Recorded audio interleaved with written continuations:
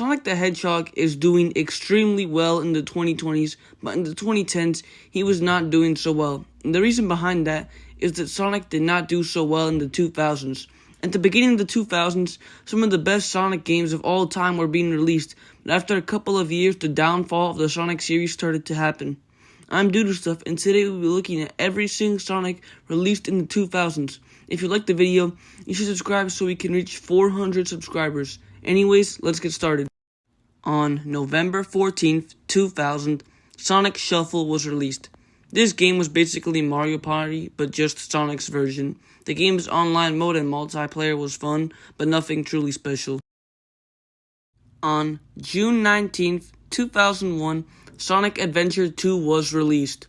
This is considered by many to be the best Sonic game of all time. This game introduced Shadow, which is one of the most popular Sonic characters of all time and Sonic's main rival. This game also introduced City Escape and Radical Highway, two of the most iconic Sonic stages of all time. It had two stories, Sonic's story and Shadow's story. In Sonic's story, you could play as Sonic, Tails, and Knuckles. Sonic stages are the best part of the game. Same with Shadows, because they're the same scene. The Tails stages are mech stages, where you shoot everything around you. Knuckles stages are when you collect 3 emerald shards, and they are in different spots every time you play the level. In Shadow's story, you can play as Shadow, Rouge, and Eggman. Shadow is the same as Sonic, Eggman plays the same as Tails, Rouge plays the exact same as Knuckles. These 3 gameplay styles are all very fun. All these aspects made Sonic Adventure 2 one of the best Sonic games of all time. On February 12th, 2002, Sonic Adventure 2 Battle was released. This was just a port of Sonic Adventure 2, making it available for the Nintendo GameCube. On December 20th, 2001, Sonic Advance was released. This was the first Sonic game released on a Nintendo console.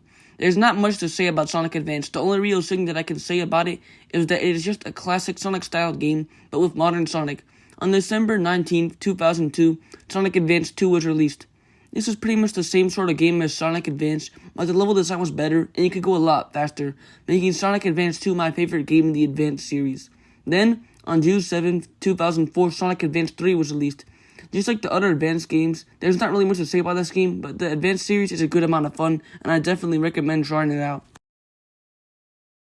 Sonic Heroes was released on December 30th, 2003.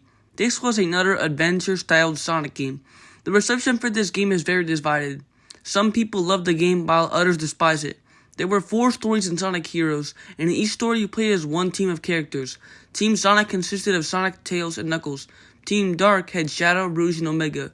Team Rose had Amy, Cream, and Big the Cat, the most powerful Sonic character of all time. Team Chaotix consisted of Espio, Charmy, and Vector. There were 3 gameplay types in Sonic Heroes: Speed types, Flying types, and Power types. You could switch characters in the middle of a stage. It was really cool. Despite having a mixed reception to this day, Sonic Heroes is definitely a pretty good Sonic game, and I recommend that you go try it out. On November 15th, 2005, Sonic Rush was released. This game was basically a 2D modern Sonic game, but it introduced a new formula for Sonic games that is still used today, the Boost formula. The Boost formula is when, instead of charging up a spin dash or using momentum to gain speed, instead you can hold down one button and Sonic goes extremely fast. The Boost mechanic was highly praised and fans loved it. On September 14, 2007, Sonic Rush Adventure was released. This game was basically a sequel to Sonic Rush, and it was also very highly praised. On November 15th, 2005, Shadow the Hedgehog was released.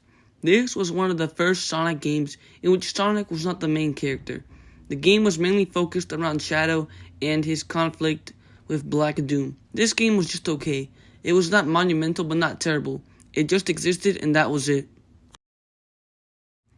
On November 14th, 2006, Sonic the Hedgehog 2006 was released. This game is referred to most commonly as Sonic 06, and it is considered by many to be one of the worst video games of all time. This game was extremely buggy and unfinished, and it nearly killed the entire franchise. The major complaints about this game were the story, because fans hated characters like Elise, and the loading times. I'm not kidding when I say you could be waiting in a loading screen in this game for around 10 minutes. But why was Sonic 06 so bad? Well, the game was rushed. It's just that simple. It was going to be the game to celebrate the 15th anniversary of the Sonic franchise, and the problem was that the game was just not going to be finished in time. So Sega decided to just rush out the game for the 15th anniversary deadline, and it failed. If Sega had the developers finish the game, it probably would have been a very good Sonic game. It's also one of the last Sonic games to use the adventure-styled formula. On February 21st, 2006, Sonic Riders was released. This game introduced a new racing style for Sonic games. Sonic and his friends rode around on hoverboards called Extreme Gear. On January 8th, 2008, the sequel to Sonic Riders was released. It was called Sonic Riders Zero Gravity. On November 16, 2006, Sonic Rivals was released. It had mixed reception but was overall liked for its fun, fast-paced gameplay and multiplayer. It was criticized for bad controls and weird physics and the fact that the rival could catch up to you no matter how far you got ahead of them. It got a sequel in 2007, which was called Sonic Rivals 2. On November 6, 2007, Mario and Sonic at the Olympic Games was released. This game was the first crossover game that Mario and Sonic ever had. On February 20th, 2007, Sonic and the Secret Rings was released for the Wii. The game mainly sucked because the Wii controls were not the best ever, especially for a fast-paced platformer like Sonic the Hedgehog. It introduced Dark-Spine Sonic though, which is still one of my favorite Sonic forms of all time. In 2008, Sonic was added to Smash Bros. At the time, this was monumental. Having these two in a game together was absolutely insane considering they were rivals at the time, and they are still rivals today. I main Sonic whenever I play Smash Bros.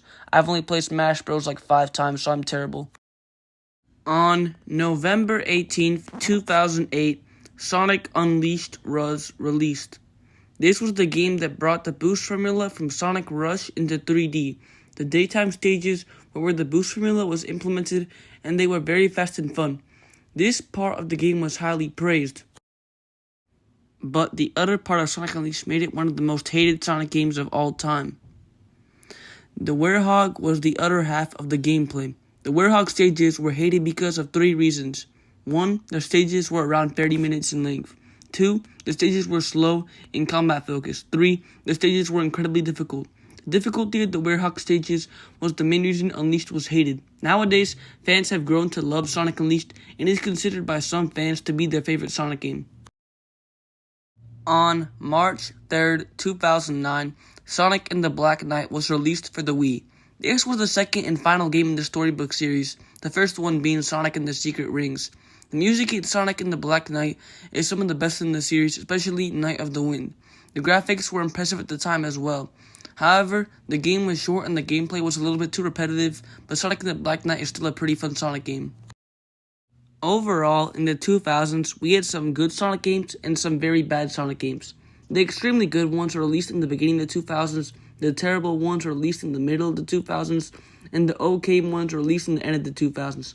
The 2000s were a very interesting time for Sonic games, and they did not really help Sonic succeed. The 2000s was probably the worst era for Sonic content, but it was not terrible overall. If you want to know everything Sonic in the 2020s and everything Sonic in the 2010s, I suggest you go to my channel and watch the videos I have made about those 2 eras. I will be making a video on everything Sonic released in the 1990s, so stay tuned for that. Anyway, that's it for today, and if you liked the video, you should subscribe, and I will see you all later. Doodoo Stuff out.